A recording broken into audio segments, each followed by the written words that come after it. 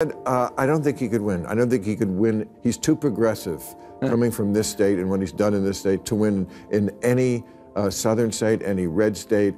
I disagreed, but no, this is a progressive African-American owned station, and I'm sure they like you, but he doesn't think you can win. What do you say to that? It's one thing to throw shade at your favorite politician, but it's another to torch him on live TV. And that's exactly what Bill Maher just pulled off. Maher has never been shy about swooning over Gavin Newsom, but even he's clearly fed up with the California governor's circus and isn't holding back anymore. On a recent episode of his show, the comedian and host ripped Newsom apart for his disastrous leadership of California, and it was brutal. Smash that subscribe button if you're hungry for more scorching commentary like this. Gavin Newsom is the governor of California, home to 12% of all Americans and 50% of all Mexicans.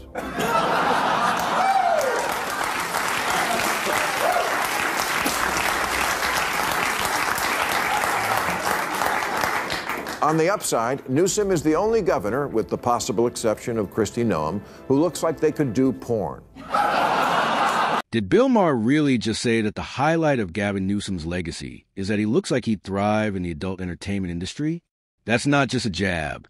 That's a knockout punch from someone who used to sing his praises. Imagine being the governor of one of the most powerful states in America, only for your biggest achievement to be your looks fit for an X-rated movie. Of all the supposed accomplishments Newsom parades, Maher boiled it down to a parody-worthy career path. That alone speaks volumes about how badly California has been mismanaged under his watch. When your number one fan roasts you like this, you know your political brand is circling the drain. I don't want to say he really, really wants to be the guy who steps in if the current nominee goes down, but he gets an alert on his phone every time Biden can't think of a word. The downside is that governor of California is kind of like being conservator for Britney Spears.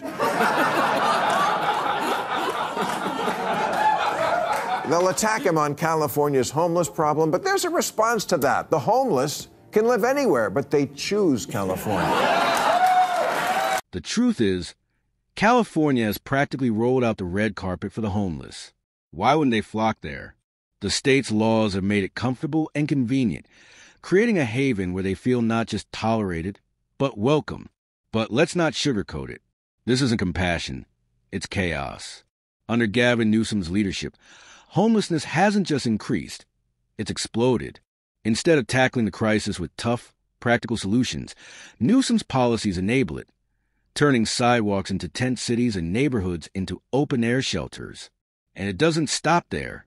His soft stance on crime, always siding with criminals over victims, has fueled California's growing lawlessness. Break the law, and you might just get a slap on the wrist. Homelessness up, crime up, quality of life down. That's the Newsom legacy in a nutshell. Of course, the knock on Gavin has always been that he's slick. Yeah, you know what? I'm okay with that. I noticed slick is something no one has been accusing Biden of lately. Do you want good at talking or don't you? Newsom is the best communicator in the party with a history of standing up to bullies, and his name lends itself to the best slogan since I Like Ike. I'm having Gavin. Finally, Bill Maher admits what many Californians have known all along. Gavin Newsom is nothing more than a slick politician. He's polished, smooth-talking, and charismatic on the surface. But underneath it all, just empty words. Newsom has mastered the art of saying a whole lot of nothing. He's the king of political rambling, weaving long, flashy speeches that dodge the hard questions and distract from his failures. Sure, he can charm a crowd, but charm doesn't fix skyrocketing homelessness, rising crime, or a collapsing quality of life. He's skilled at slipping out of sticky situations with carefully rehearsed rhetoric. But let's be honest, is that really leadership? Do we want a governor who promises the moon, yet delivers dust? Californians deserve solutions, not sound bites. And if Maher, the man who once admired him, now calls him out, maybe it's time the rest of the country wakes up too. I was on KBLA yesterday, with my friend Tavis Smiley. I'm an investor and a supporter of that station. And he said, who do you want for running president? I mentioned, I think you'd be good at the job. Not this year, we know. No, I know. But he said, I don't think he could win. I don't think he could win. He's too progressive coming from this state and what he's done in this state to win in any southern state, any red state. I disagreed, but no, this is a progressive African-American-owned station, and I'm sure they like you, but he doesn't think you can. Anyone with a shred of sanity knows Gavin Newsom doesn't stand a chance at the presidency. Not after what he's done to California. His record is a disaster that even the slickest PR campaign can't hide. Across the state, residents are fed up, openly complaining about the low depths to which he has dragged California. Once a hub for innovation, business, and prosperity, California is now a place companies are fleeing from in droves. Major businesses have packed up, taking jobs and opportunities with them, while high-profile individuals have also left, unwilling to deal with his reckless economic policies. Add to that a crumbling middle class and skyrocketing cost of living, and it's no wonder California's exodus is breaking records. And here's the kicker. Even many Democrats think he's gone too far. When leftist voters start calling you too progressive, you know your national ambitions are dead on arrival. Look at the swing states. There's only 8 of them. Right. Well, I mean, California is an interesting case study, isn't it? It's the size of 21 state populations combined. Yeah. 2/3 of the state is very deeply red. We don't need to be lectured on rural politics or border issues. I mean, in so many ways, these are familiar issues, and the issues of the heartland of the United States are very much a part and parcel of the work we're doing in this state. But look, I understand this notion that you're from the coast, you don't understand those things. You can't talk the language. You're not able to communicate, and you're not able to actually encourage and find that common ground. No, it's stuff like there's a new law in this. I think we have way too many regulations and laws, as we've talked about. And this one, I think, says if you're a department store with over 500 employees, you have to have a gender-neutral toy department. Yeah. Stuff like that. Here, Bill Maher hits the nail right on the head. What's dragging Gavin Newsom down isn't just the homelessness crisis or the crumbling economy. It's the nonstop woke circus he's been cheerleading. Voters across the country are tired of identity politics being shoved into every corner of their lives, and California under Newsom has become ground zero for it. The state has some of the wokest laws in America, and Maher pointed out one of the most absurd. Any toy store with more than 500 employees must have a gender-neutral department, because apparently in Newsom's California, kids can't just play with toys. They have to make a political statement while doing it.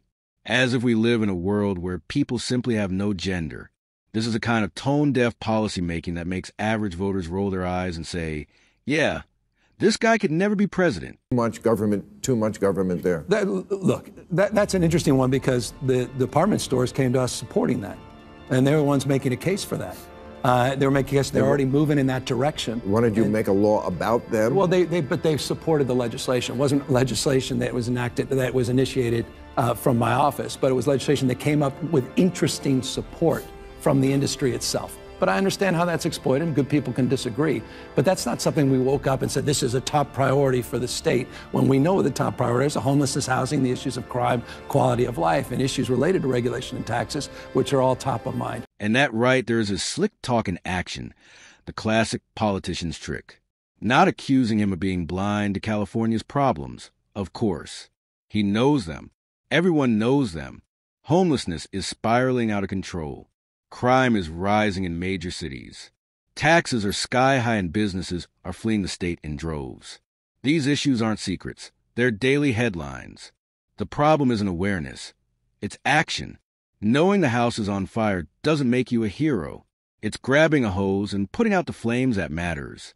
Yet he hides behind smooth speeches and buzzwords, pretending acknowledgement equals leadership. It doesn't. Words don't build affordable housing, lower crime, or balance a budget. Action does. And California is still waiting. Good job this year making it rain. You're welcome. Because That was my legislative priority. It was looking bad there for a while, and we still don't have enough water in the Colorado River and all this stuff. Yeah. And then whenever I read, 80% of the water goes to agriculture. Almonds. Right. No one ever asked you about almonds? Oh, I'm going to ask you about almonds. Yep, you heard that right. Nearly 80% of the water produced in California is swallowed up by agriculture, and a huge chunk of that goes straight into growing almonds. Think about that for a second. This is a state notorious for its droughts, where wildfires rage almost every summer, where residents are constantly lectured to cut back on showers and lawns to save water. Yet behind the scenes, billions of gallons are being pumped into almond orchards. Why? Because almonds are California's cash crop, and big agriculture has the political muscle to keep the water flowing their way. So while ordinary Californians are told to ration like it's the apocalypse, corporate farms are soaking up the state's lifeline. The irony is brutal. In a land of fire and thirst, California's water isn't saving its people. It's growing nuts. Grow a boatload of almonds. I'm well here. aware. You know how much water it takes? Many gallons. 1,900 gallons to grow a pound of almonds. Yeah. Come on, man. take on big almonds. Take on big almonds. I mean, it's not like we don't have the water. No. But you're right about it. It's not that we don't have the water. That said, the last couple of years were tough. I mean, but it's also where the water's falling and we're not capturing it. And we're not capturing in those extreme years with these atmospheric rivers. Wets are getting a lot wetter, dry's drier, hot's getting a lot hotter. And so we've got to modernize our conveyance system. We've got to modernize our storage, not just above ground, but below ground. And so that's a big part of our focus and frame, including desalinization plants. We have 20 projects just on desal that we're working on today. So we put out a detailed water strategy that includes, by the way, getting that Delta Conveyance project back up and operational, and includes the first above ground off stream storage facility in half a century in the state, which, by the way, is being aided by a regulatory package I pushed forward to reduce red tape in the state of California. Look, when it comes to delivering slick, polished answers, nobody outshines Gavin Newsom. The man could sell sand in the desert with how smooth he sounds. Every press conference, every interview, he talks a big game. You'd think he's out there reinventing leadership, tackling problems with bold new solutions. But peel back the flashy words, and the reality is far less impressive. He isn't solving the crises Californians face daily. He's just mastered the art of political theater. Homelessness continues to skyrocket. Crime-plagued cities. Businesses flee under crushing taxes.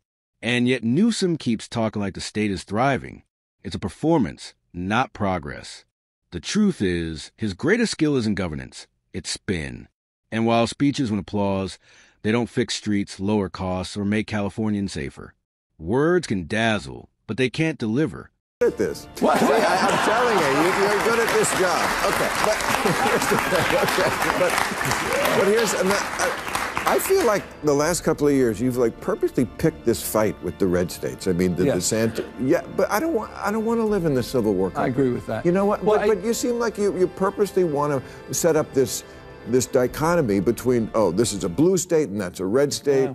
And I don't want to live in that country. I like Florida. I'm with you. And by the way, I like Florida as well. I like all these states. I completely agree. I don't want to have a state of mind that's a constant fight or flight. We've gone through so much. We've been polarized and traumatized. This has been a tough 5-6 years across the globe, not just in this country. That said, I'm not going to sit back and watch. You made the point just a moment ago in your monologue. You got folks out there trying to bring us back to a pre-1960s world. America in reverse, rolling back voting rights, LGBTQ rights, women's rights, not just access to abortion, but contraception. Newsom is as woke as they come. And if America makes a mistake of voting him into power, brace yourself. He'll drag the entire country to its knees, just like he's done to California over the last 8 years. Look at his record. A once golden state now drowning in homelessness. Businesses fleeing in droves. Sky-high taxes crushing the middle class, and cities plagued with crime and drug addiction. California should be the model of prosperity with its wealth, resources, and innovation. But under Newsom, it's become a cautionary tale. He's mastered the art of pushing woke talking points while ignoring the everyday struggles of ordinary citizens. If this is a California blueprint he wants to sell to the rest of America, then consider it a blueprint for decline. Slick speeches won't change the reality. Newsom's leadership is a disaster in designer suits. Strip away the spin, the media polish, and the carefully packaged image, and the truth about leaders like Obama and Newsom is clear. They thrive on charm, illusion, and woke theatrics, while the real problems, crime, homelessness, borders, the economy, get worse. Obama sold hope, but delivered division. Newsom sold a California dream, but left the state broken. Now, someone hand him the keys to the country. But America can't afford another illusionist in power. We need problem solvers, not performers. California was the warning shot. Ignore it, and the entire nation pays the price. And this brings us to the end of today's video. Thanks for watching, and I'll see you in the next.